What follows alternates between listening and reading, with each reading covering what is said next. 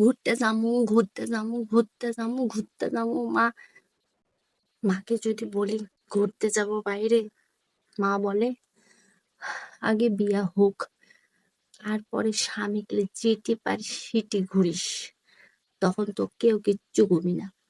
আর এইদিকে বান্ধবীকে রে কই তোরা স্বামীকে কুটি কুটি ঘুরলু, তো স্বামীকে রেখে কুটি কুটি ঘুরলু কই?